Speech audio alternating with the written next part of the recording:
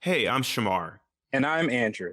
We're going to be doing a deep dive on all the connected DC animated movies and their cinematic universe.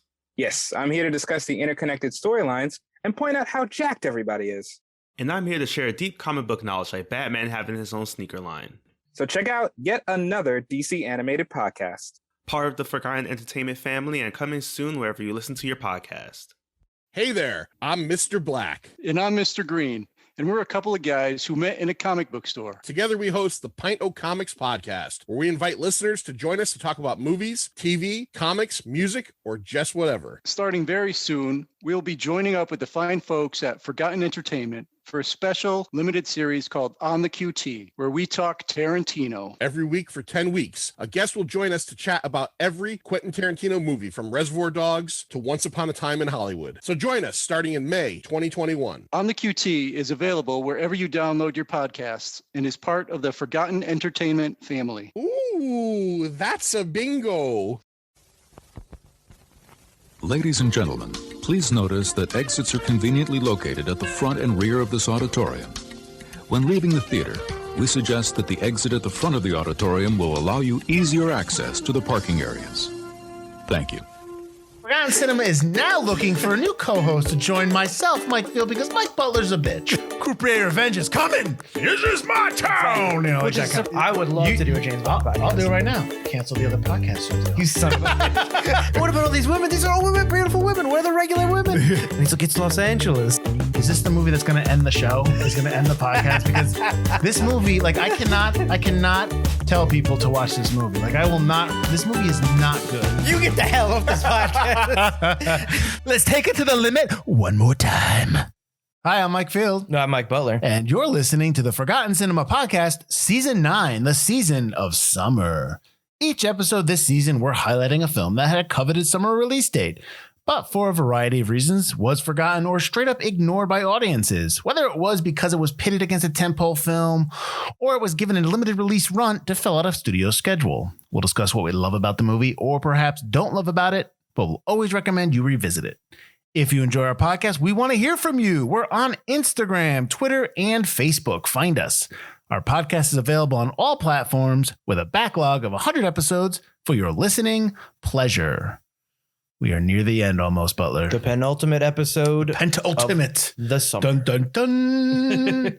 And I guess we're doing one of your favorite movies of all time. Yes. As you put down the Instagram story 10 weeks ago that nobody will remember when they listen to this episode.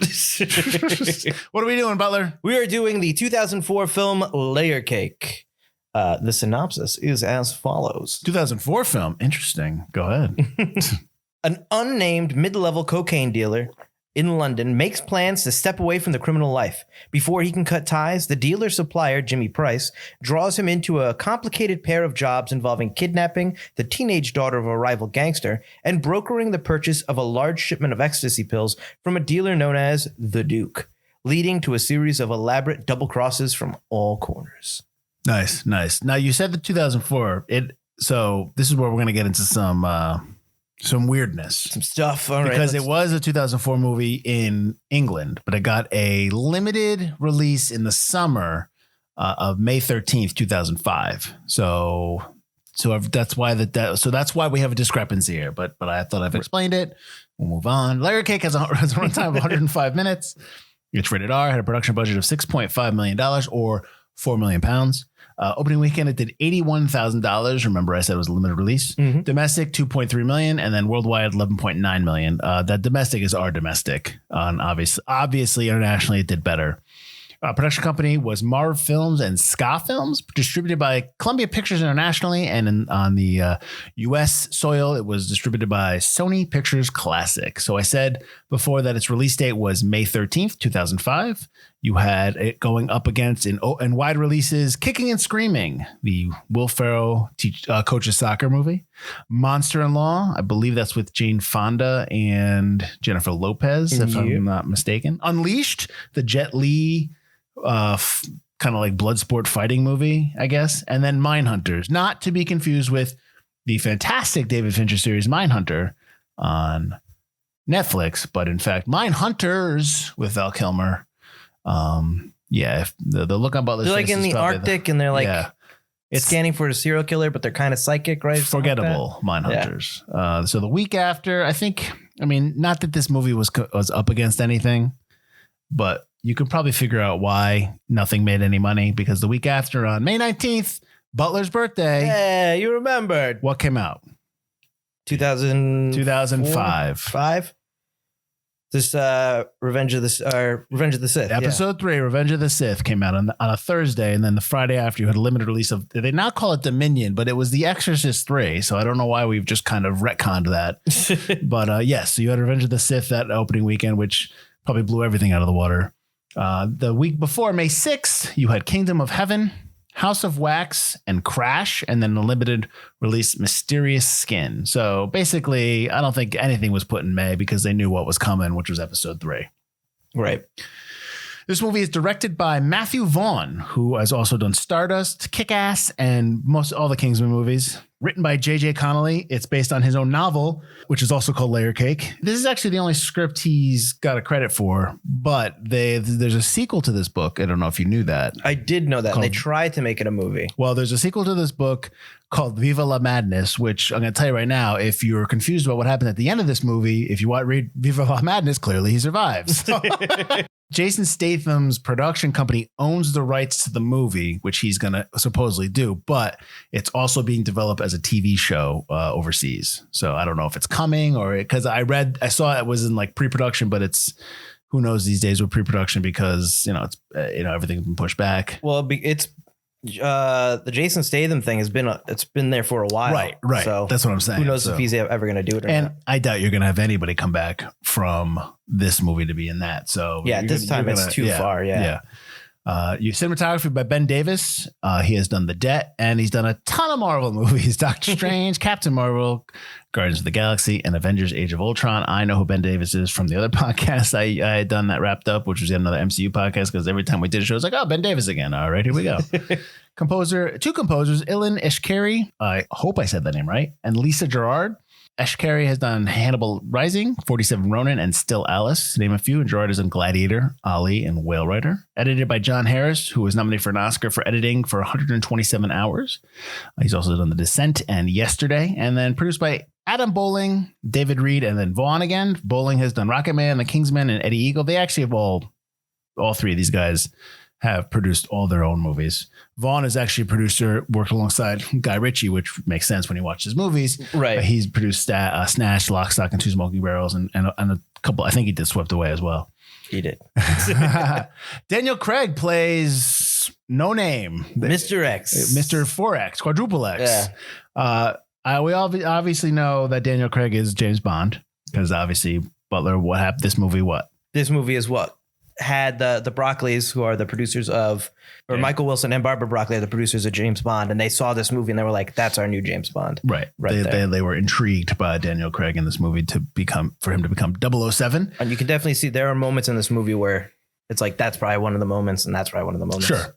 And obviously, you know him from Knives Out and the Knives Out 80 sequels that are going to be on Netflix soon. He was also one of the bad guys in Lara Croft Tomb Raider, the Angelina Jolie movie. He's in a movie called Sylvia with Gwyneth Paltrow.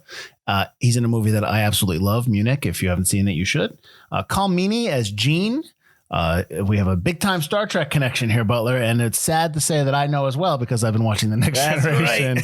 Right. He's also in Deep Space Nine, which our friend Greg's trying to get me to watch. We'll slow his roll right there.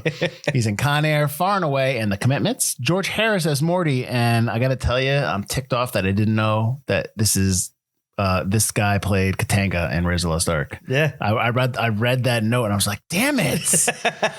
So yes, he plays Katanga in Raiders of the Lost Ark. He's also in Flash Gordon, and I can't remember the name of the character in Harry Potter that he plays, but he's in the last 4. So he's a Shacklebot or Shacklebolt or something like that. I can't remember his name. First name. I think I kind of okay. Yeah.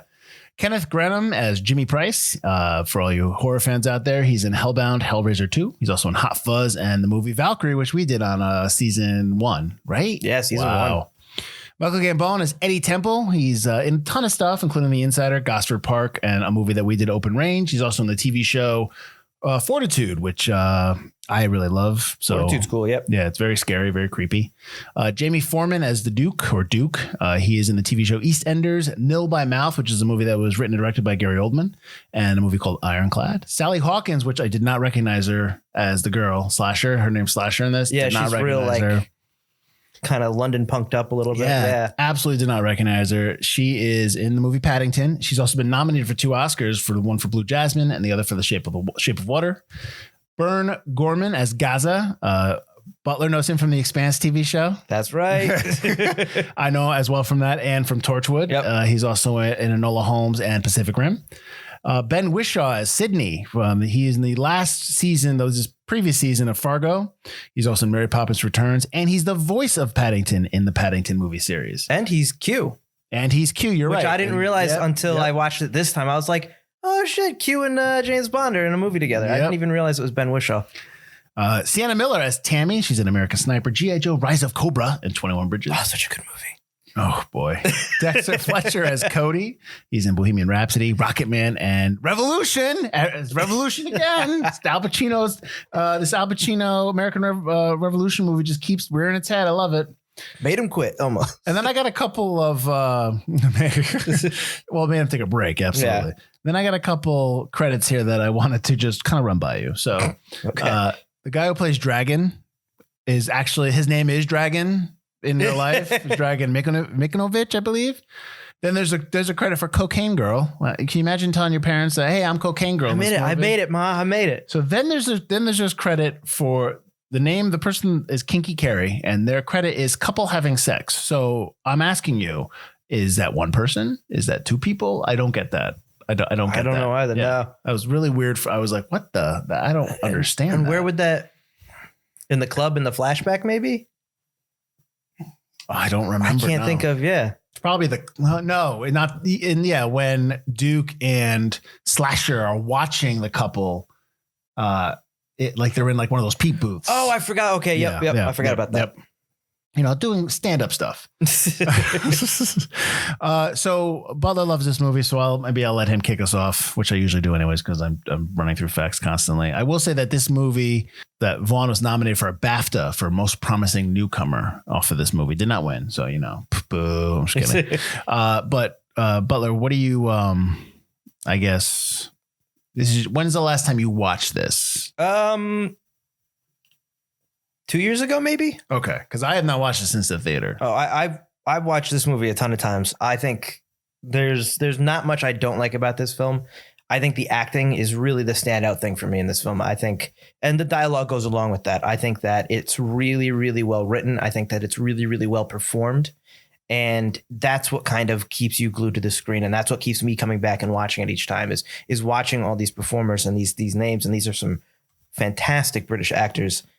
Just at the top of their game. I think they all act fantastically. And I think it's something to watch if you're an actor, to see people's performances in this and to carry on dialogue. Like Daniel Craig's character doesn't even have a name, and the clever way that it doesn't matter. Mm-hmm. And then he goes around and he carries this film, even though he's not, he's smart because he creates all these plans, but he's also outsmarted constantly. He's not a tough guy. He's not, even though this is what got him James Bond, he's not, the guy that carries the gun. He doesn't like guns. He doesn't like fighting. He doesn't like violence. He's just kind of a businessman doing his thing. And he's kind of in over his head. And I think he plays that role really well. I think Colm Meaney as Gene is fantastic. And Jimmy Price, I think Kenneth Branagh, he's just really, really good as Jimmy Price. Like he just plays this dirtbag really, really well. And obviously to see well, I should say that I forgot to mention that Tom Hardy's in this movie as well, but he's like a young Tom. He wasn't in that long, so I was like, I'm not giving him no credit. Yeah, he's barely in the movie. He plays Venom in Venom 2, which if you've seen that trailer, oof. You don't want breakfast food? Oh gosh, I don't want to start talking about that. But yeah, who are you trying to think of? Fucking Dumbledore. Oh, Michael Gambon. Michael Gambon. I can't. Jesus. Couldn't even see him in this thing. And Michael Gambon, I think, just is also really, really fantastic in this film and delivers that monologue at the end about the layer cake. I think that's a great scene as well. But even Matthew Vaughn, this is his first directing gig, and it's not like it would have been really easy for him to just copy Guy Ritchie's style. Well, he kind of does. He does it a little, but he does make it his own, and the lighting and the color and all that. For a first directing effort, it's really well done. I don't think he copies it. I think he's probably just has the same sensibilities of that Ritchie has. Ritchie is really, it's almost like he is 70% style on the screen, which is not a bad thing because Snatch is a really good film, and that's all about the style and whatnot. Right. Vaughn does have that style. I think the Kingsman movies have more style than this movie. Oh, absolutely. Yeah. So yeah, he does have it, but it works. It's not. It's just a style of how it's just a style of filmmaking. That's all it is. It's like with Tony Scott and how he makes his film. So no, I don't have a problem with it because it's a vision. So it's like they've chosen to do this. You know what you're getting into when you walk into those movies. Right. You know what I mean? They have a clear, this is how I tell stories. And you may not like it, but it doesn't mean you can't respect it. But in fact, both. I like both. I like it and I respect it. I don't mind it. Right. So yeah. I mean, it's not like if Ritchie or Vaughn were going to turn around and do like a romantic comedy and they shoot it like an action movie, like that might be a little bit off-putting, but that's not what they're doing. That's not the type of show, the movie they're doing. Oh, for sure. Guy Ritchie also has a habit of being very telling his movies out of sequence, and that's kind of his thing. Oh, like non-linear, yeah. Yeah, which for this movie would have been really easy to do with all the double crosses and you stuff. could have, yeah. And I like that Matthew Vaughn is like, well, no, I want to make my own thing. I know he purposely didn't put a lot of comedy in this, even though there was a lot of comedy in the original script, which was 400 and something pages. 408, yeah. First draft of the screenplay. Imagine handing that in thinking that they're going to say like, yeah, no, awesome, let's do it. Yeah, it makes sense if you're the writer of the book, though. It's like, I don't want to cut that. I like this. I don't mind if he's like, listen, this is 408 pages. I understand it's got to be cut, but tell me where. Like, I get that. Right. But like, I can't picture him being like, boom, John, let's shoot this. Did you just hand me the Bible? I don't understand. Get to work. I think when I was watching, because I have the Blu-ray, one of the things was Matthew Vaughn talking about. Yeah, JJ Connolly was in the audience during this talk back. I don't know if you watched. No, I don't have the Blu-ray. I didn't know if it was on YouTube or not, but he basically, he goes, he handed me a 408 page script. And I go, that's great, John, JJ. Now, if you can pick that down by like 300 pages, I can actually work something out. Guy Ritchie was going to direct this though. He dropped out. Apparently he was slated to direct it. Now that might have been like a verbal commitment. Yeah, sure. I'll do it. And he was probably never meant to, but I did have that note there. So then, and I mean, you could say that this movie, obviously it's funny. Like you watch this movie and you're like, wow, this is the movie that made Matthew Vaughn. And then he turns around to Stardust and you're like, oof. You got to make that's his foot in Hollywood, though. I mean, that's I get it. Yeah. I get it. That's why he stepped out of Wolverine, right? He did Kick Ass, and then he was gonna do the Wolverine one of them. Which one? He did X-Men First Class, but then he was gonna do the Wolverine movie, wasn't he? And then he backed out of that. That would have been the Japanese one, probably. Then, yeah, yes, I believe that was the one he backed out of. Yeah. And then he went in to do Kingsman, which is probably the better choice. So good job. Oh yeah, he's been killing it with the Kingsman movies. Of course. Well, with two of them, who knows how the King's Man is because it's been delayed 1,000 times. Well, that's not the King's Man's fault. That's coronavirus. I know. I just don't know when we watch. When is that coming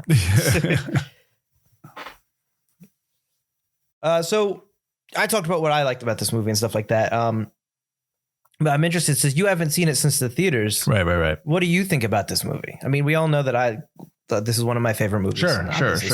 What are your thoughts on this movie? I enjoy the movie. I enjoy the action. I enjoy the dialogue. I will say that there are some things in the beginning that just story elements that not that it confused me, but I think maybe I needed a couple more scenes with just to kind of figure things out. Like they set up Daniel Craig's character. What should we call him? Unnamed or Mr. X? Mr. X. They set up Mr. X as, he has that thing. He's like, always be ready. He does that quote where he's like, in the time of peace, plan for war, all that stuff. He's got, which is not, he attributes it to Roman. It's not, it's Chinese. It's from the Art of War. But regardless, he makes it seem like he is somebody that's always thinking, always prepared. And yes, I know at the end of the week, everything does kind of come out, but it's maybe my expectation was that it was going to be a little bit more calculated and just he always was a step ahead. Like, because there's times when he gets the crap kicked out of him by Gene. Right, You yeah. know, like where I didn't get that sense. But that might just be my expectation. I'm not throwing that at the feet of the movie. That's just me. For some reason, I had recollection of that Gene was the bad guy. And it's probably just because he beats him up. Oh, yeah. Because he I killed probably Jimmy, just, I don't know. I couldn't remember. I knew that. And, you know, for those, we're going to spoil the movie. I knew that at the end of the movie, he gets shot.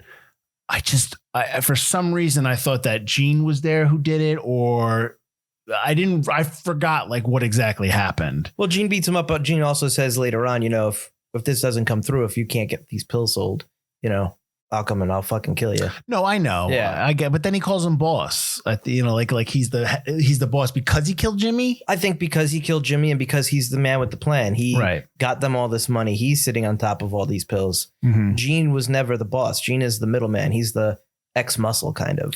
Right. I mean, the whole thing is that they find out that Jimmy is an informant, which I don't. Here's the thing. I don't just get this. Maybe you can tell me where I'm wrong here, but I don't get the rationale for Jimmy to give up Mr. X, to like give him to the cops. Like, here, I got another one for you, because he's making him so much money. Because he knows he's going to retire. He says that in the recording. Right. You know, he thinks he's going to get out of this business. You know, he's a right prick or something like that. But you can't just have one of his men step in and do it for him. It doesn't, you know what I mean? I mean, I get it. Maybe Jimmy's just not thinking right. He's an idiot. Well, Jimmy, yeah. Yeah, you know, because you would have like, and I can't remember Tom Hardy's character's name, but you could just have Tom Hardy's character step in and do it. I think he's Clarky. Yeah, he could do it. Like, you don't, I mean, just because he's retiring doesn't mean that the operation runs down. You know what I mean? Well, I think that's why he's trying to give him up. But also, Jimmy, the whole thing is Jimmy's going to go to jail anyway. Who cares about the operation? He was getting pinched anyways. Yeah, Jimmy was doing this to turn state evidence, so he doesn't get as much jail time. Okay, I thought he was just just giving him up to give him up. Yeah. No. Well, what did they get him on?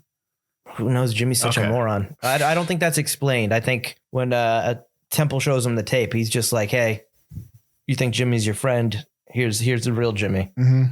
And then you have the Eddie Temple subplot is another kind of like congruent plot along with the plot to set up Mr. X, where it's like, I need you to go find Eddie Temple's daughter because whatever.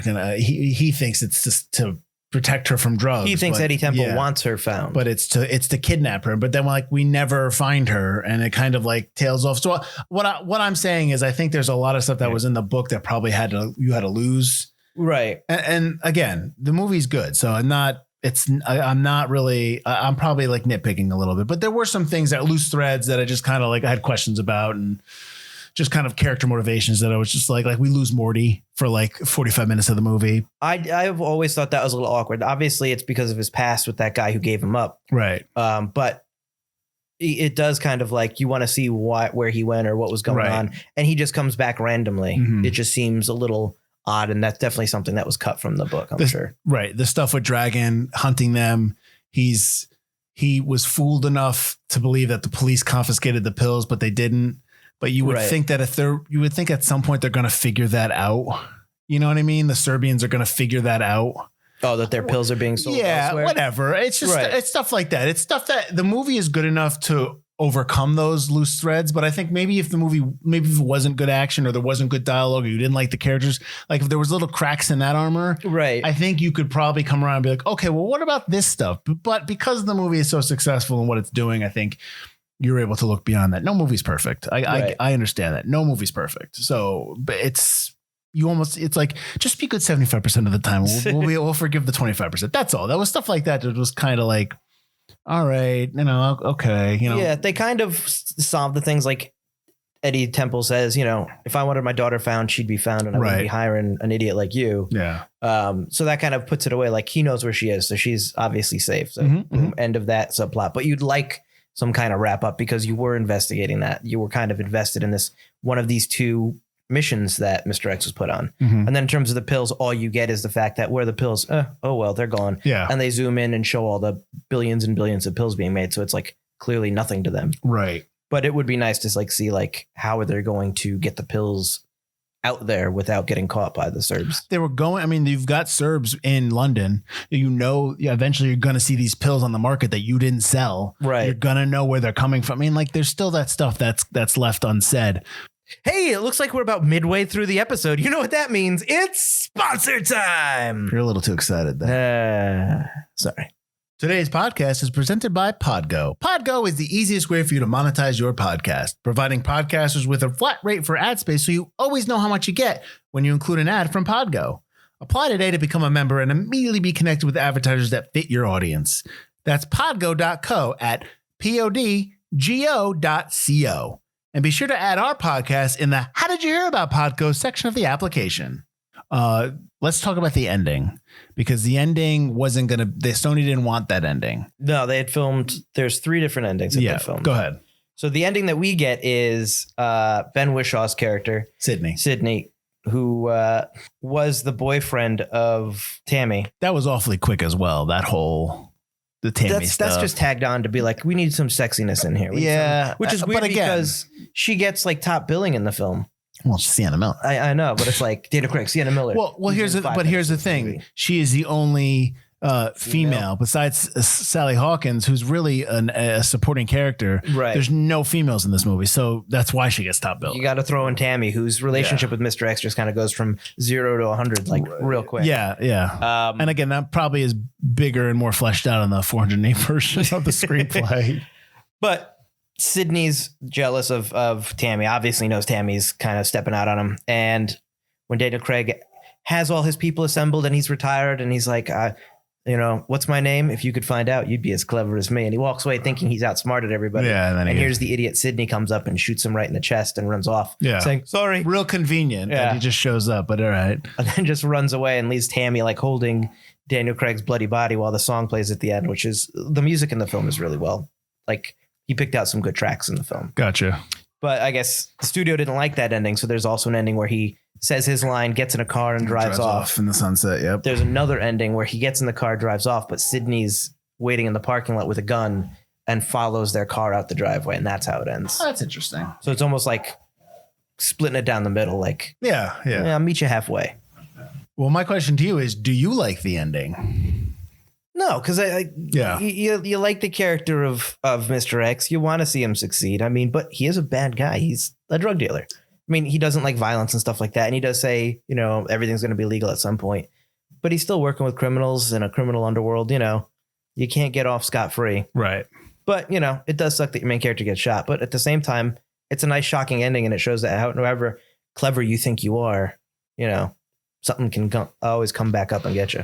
Yeah. So I'm not a huge fan of it because it feels like it's put in there to be like, oh man, we're awesome. We're shocking. Yeah. We're cool. Like, oh, we've got you. It feels like that. But also I don't buy that his character, I don't know enough of his character in this movie to buy the fact that he's going to retire. Like he was like, I'm going to get out. But like, you're now the boss. Well, that's of what the Eddie Temple said. Yeah. Thing. It's like, You're no way you're getting out. Retiring, you're not retiring. It's in your blood. You've only just started. Right. And there's no way that Eddie Temple's going to find out what happened. He's going to find out what you did because we're assuming that Eddie Temple did not get shot. It's just the packages, they got stopped. Oh yeah, I doubt Eddie Temple was with that package. So he's going to know that it was you. So even if you do retire, he's coming after you. So I'm sorry, but I don't believe, and that's just because I didn't get enough of Mr. X in the movie to believe that that in the face of running the whole business and going and being Jimmy Price now, and going to probably have a palatial estate and be this bad guy, be the boss of everything, and he's just going to walk away. I don't get that. So I don't really buy that. And then, like I said, the ending where he shoots him, it's just like, man, that's a little like, ooh, look what we did. And I believe it more if he went to a meet and he got shot by somebody, because they don't set up the Sydney Tammy thing in terms of how he's jealous and how he, only wants, I don't like you answering the phone. Like you never get that. There's not a whole lot of it. Yeah. Yeah. I mean, it's in there. It's fine.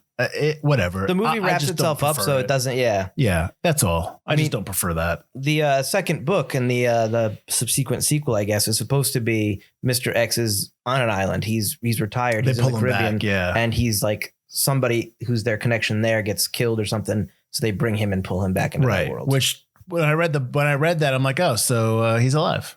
Yeah. Well, I don't know if the book ends with him getting shot or not.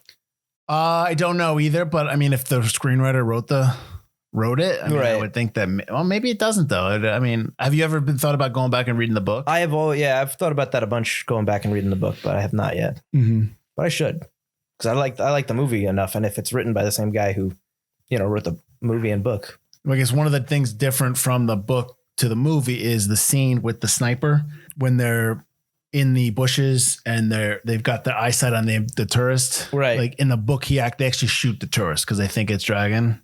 I think that would have made obviously that puts another complication into it. Yeah. But I think that would have made a much more interesting scene. Sony didn't want that because they didn't want where they were shooting the American tourist. They didn't want that, whatever. So they changed it to where it is now in the movie where a dragon kills a sniper as he's right next to him. But Vaughn has said that he preferred, that's a better scene. Well, it's a nice scene when he shoots him. The dragon's on him. Yeah. It didn't, I don't know where you're going from when they accidentally shoot that dude. No, it's a whole nother plot line. Yeah, no. So that's why it's 408 pages.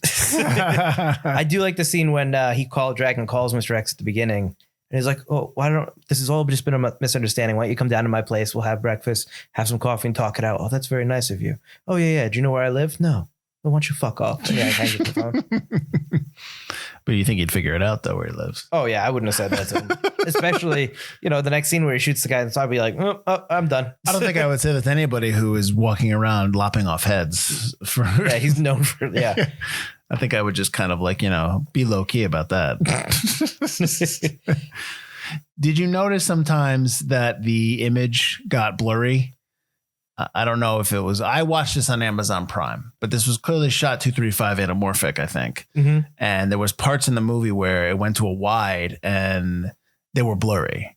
There was some stuff that not blurry, but maybe just kind of it was the view was, or the perspective was skewed just a bit. I can't remember the scenes specifically, but it's only maybe 3 or 4 times. Okay. Yeah, I don't. Okay. Those don't come to mind, but yeah, I didn't notice that. Okay. All right. It could be though. Originally I watched this on my DVD, and then they absolutely cleaned up the picture for the Blu-ray. It's definitely been restored. Right. So, or worked on. I got you. So the picture is really good on the Blu-ray, but it's not how it was originally presented. So that's probably something they maybe were able to clean up a little bit more, so it's less noticeable. Right. Okay, cool. That makes sense. I really enjoyed the use of color in this film. I don't know if that's something that kind of popped up at you, but the use of yellow in the movie pops up a lot. What point? I think there's some yellow when they go to find Kiki in the drug house. Okay. But there's definitely yellow being used as the film starts to go, and as you go into Eddie Temple's, obviously, warehouse, there's some yellow. Mm-hmm. And I think there's some yellow toward the beginning. I think yellow is, for some reason, indicative of the drug world that they're in. Okay. And I always I liked that in the film because the film is done with kind of realistic lighting. It's kind of gritty. Right. But there's always yellow in these scenes that seem to be maybe it's not even the drug scenes, just larger than life scenes, because the sex scene is also kind kind of yellow. When between Mr. X and Tammy in the hotel. Okay. So I don't know what that is, because also the logo for Layer Cake in the original DVD box art is yellow as well. I wonder. Well, I didn't notice any maybe yellowing. I did notice gritty, but when they were in the beginning when Duke and them are robbing the Serbs. Is it the Serbs, right? The Duke is robbing the Serbs. Yeah. They drive through that plant greenhouse. Yes. So they have all the colors of the plants and all the flowers that are there. Not flower greenhouse, excuse me. I thought that was a nice shot. I know that they shot that warehouse at the end that they shot as the biggest warehouse in London or something or wherever they were of its kind. So I don't know if they did that because it was a big warehouse, and I guess they had to digitally put crates in the background because it was so empty. So they had to digitally put stuff in there to make it look like there was stuff going on. I don't know if that's just the way the warehouse was, it was yellow. I definitely got the grit. It's definitely not Marvel clear. You know what I mean? The palette is definitely not that. It's definitely more a little rough, which is fine. I think that's the type of movie that it is. So you probably don't need to, there's definitely some style to the grit that you're putting in there, but I didn't get the yellow. But that doesn't mean it's not there. Yeah, I just don't know what the yellow represents, but I'm sure it represents something. It just might be, or he likes yellow and thought it was cool. maybe they just opted for a specific tint for the movie in terms of just what it would look like. But when he's on the roof with Eddie Temple, that's stark almost. Right. No, it's so the yellow only appears in terms of lighting or something on a character's clothes in certain scenes. Right, Like other right. than that, yes, it's kind of stark, gritty. So is this you said this is one of your favorite movies. This is one of your top 10 movies. It might be. Really?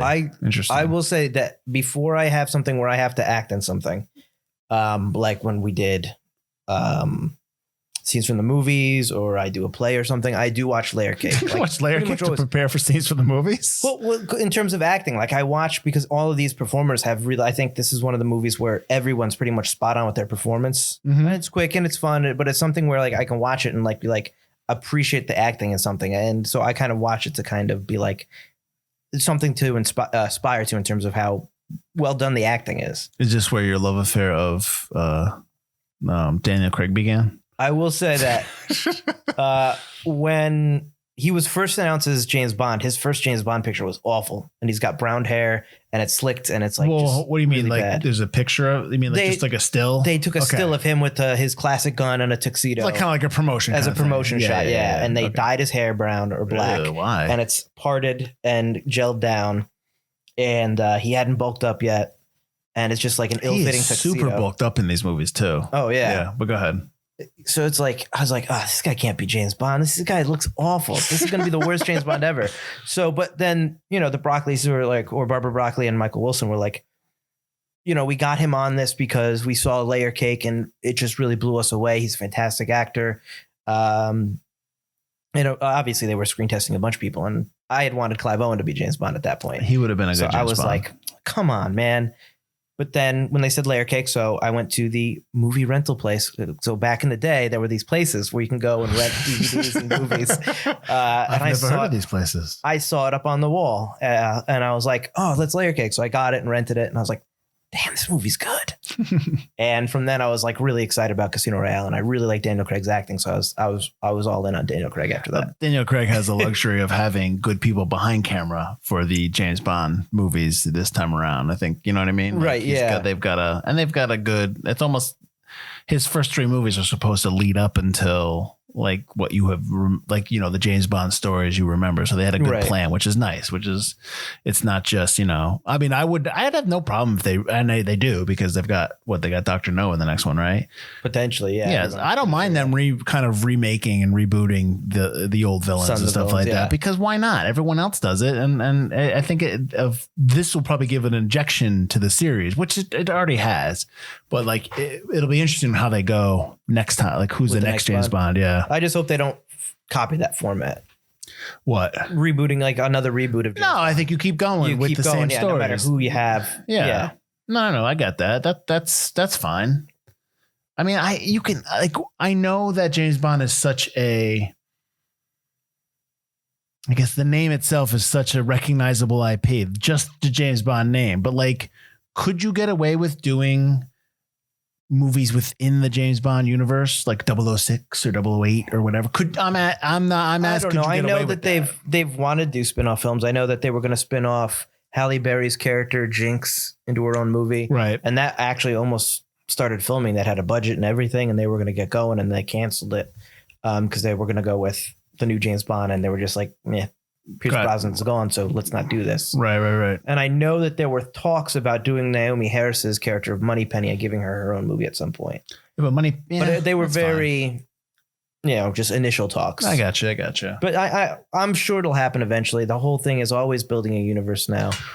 Well, we already talk about Man from U.N.C.L.E. and Napoleon Solo, and how, you know, he was the initial, like he's in one of the first books, Fleming's books. Oh, right. Yep. So why not just, you don't have to do Man from U.N.C.L.E., but why not kind of remake that character and have that character have his own series, and then you can have them team up at some point. You could do that. Yeah. Everything's about building a universe now. And I'm sure this new movie with, I can't remember the actress's name, but she plays the new 007 who's replaced James Bond because he retires. Right, because he retired. There's no way that they're not thinking of going to see how audiences react to her and make her own kind of female James Bond. Whatever. I don't care. I'm sure that's a spinoff waiting to happen. So that's what it's all about. What's funny is I don't know if that'll be a $250 million budgeted film. You know, her movie. I'd rather it not be. If the James Bonds are like the big budget ones, why don't the other ones like low key assassin stories? Sure. Are really like her character being all grit, just badass, $4 million films where it's just really, really cool, low budget. Right. I think that'd be fine. Right. So we've gone on a James Bond tangent, Yeah, which sorry. we probably knew that was going to happen at some point. So back to Layer Cake. Where's my James Bond podcast? That's all you. Did you not? I thought we didn't see enough of Crazy Larry. I think he's brought up a lot, but you don't really get a lot of. He's brought in to give some of the other characters something to do or something to talk about. Or Well, he shoots Duke. war stories. Yeah. Right, No, Crazy Larry is the one that was shot a long time ago. Oh, right. Yeah. Well, that's And it actually, ended up being Gene who killed Crazy Larry, years later. And stuff like that. Yeah. And it's played by, fuck me. I'm on it. Jason Fleming.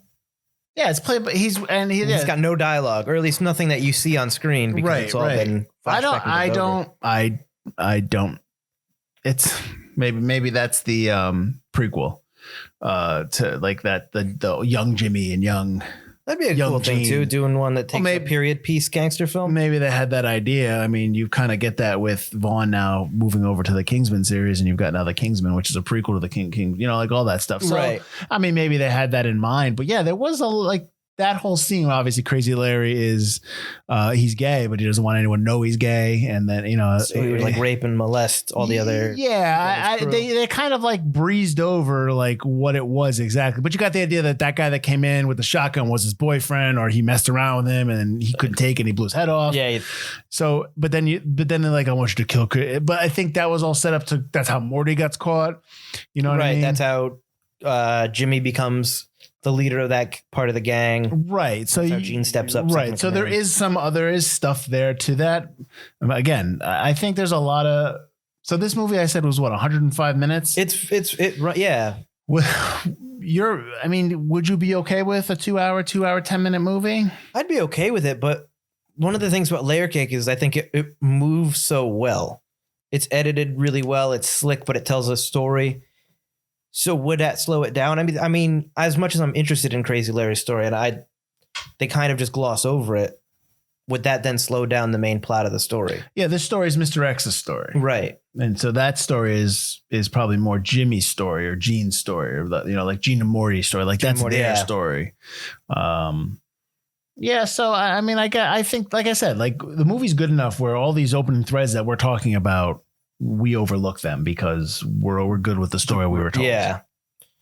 It's just that it kind of pops up. But I think that also it's like Morty leaving and just never reappearing for a while. Right. More of that backstory might have helped that a little bit. Right. I mean, they're not going back to this movie. This is it. It's one and done. We're not going to see this, film again.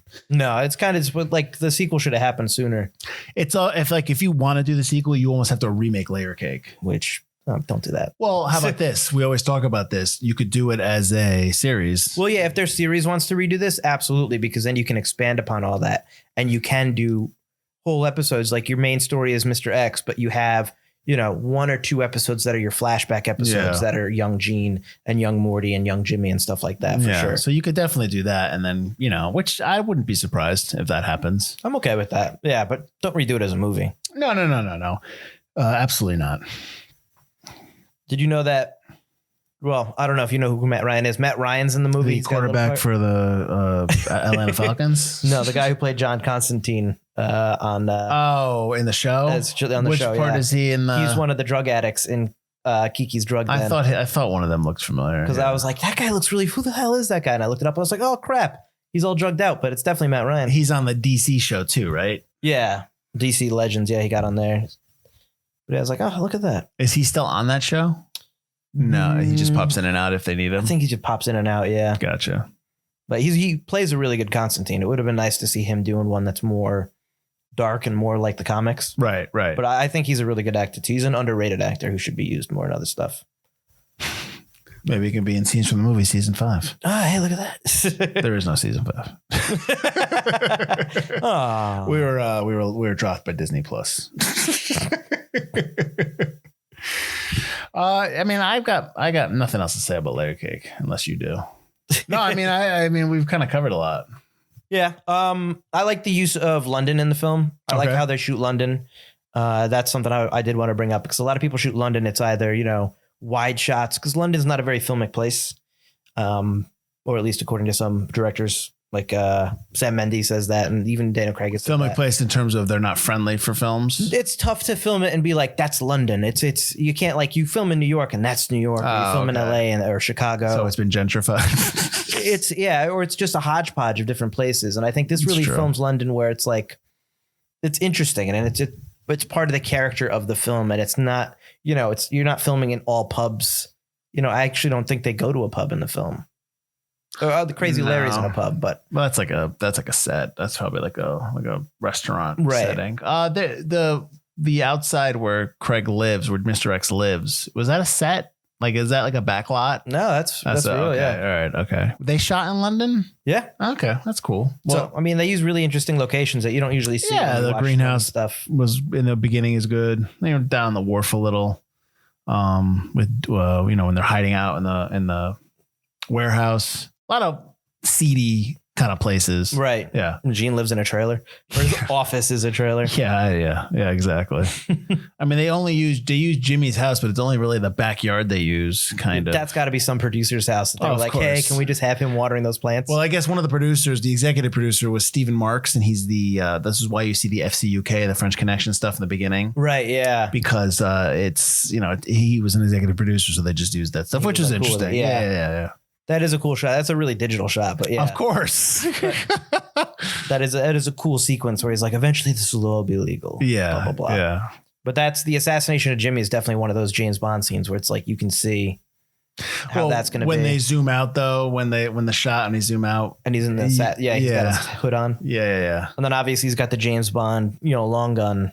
Well, there's one moment where he comes out of the bathroom when he pulls the gun up like that and walking down the hall. And at that point, you're like, oh, okay. I guess even Matthew Vaughn had said on the commentary for this, like, Daniel Craig wanted to be Bond or wants to be Bond. And this was before he got cast. And it turns out, boom, there you go. That's probably every action guy, any Londoner or any English person that's coming up and doing those type of films. That's probably the role to get. That's the dream role. Yeah. No, I'd imagine that. Yep.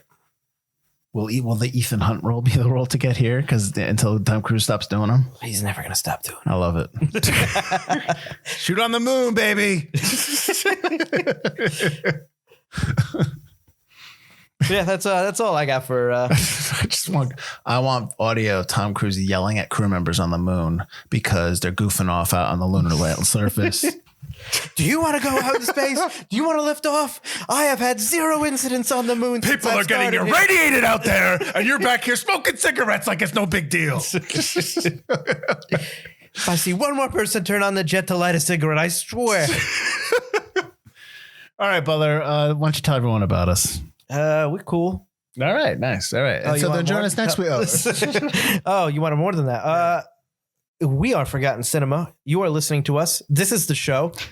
If you like this, you can hear over 100 other episodes we've done at ForgottenCinemaPodcast.com or anywhere you listen to podcasts. Feel free to rate, review, subscribe. All that stuff really helps us out. So go ahead and do it, even if you hate us. Reviews. Who hates us? Oh, come on, guys. I don't know. Does anyone? We do the best we can. So yeah, check us out there. We're also on the social medias. We post every week. We post a fun commercial every Thursday. Check those out. And join us next week as Forgotten Summer ends with a dud. I'm just kidding. It could be a dud. No, I don't know. The Forgotten Summer's ending. We're getting animated next week. We're doing Titan AE from 2000. I don't have a lot of memories of this movie, so this will be interesting. I barely remember this movie. You picked it because it was a summer movie that no one. There were others on the list you could have chosen. I remember that people thought it was going to be this big new. I remember that for adults big and hype, for kids. Big hype for it. Yep. And I remember the plot being interesting, and I don't remember really anything else. I remember there's a goofy sidekick. Like, I remember there's some goofy, snarf-looking sidekick in this movie. Snarf. So I do remember that. So, oh boy, I'm not going to look forward to watching I remember this. Earth blows up. That's all I remember. Well, that's because they're leaving. Because they're going to Titan AE. Titan after Earth, right? After Earth? Is that what it's supposed to be? After Earth. Sure. I don't remember much of this movie. Well, that's next week. We're doing Titan 8 to wrap up Forgotten Summer and get rid of this themed season and then head into for season 10. Oh, God. Double-digit seasons. Doubling it up. All right. So thanks again, everyone. Thanks for listening. Check out Layer Cake if you like. It's on Amazon Prime. That's where I saw it. Or you can go borrow Butler's Blu-ray. His number is 203. I'm Mike Fields. I'm Mike Butler. And this has been Forgotten Cinema.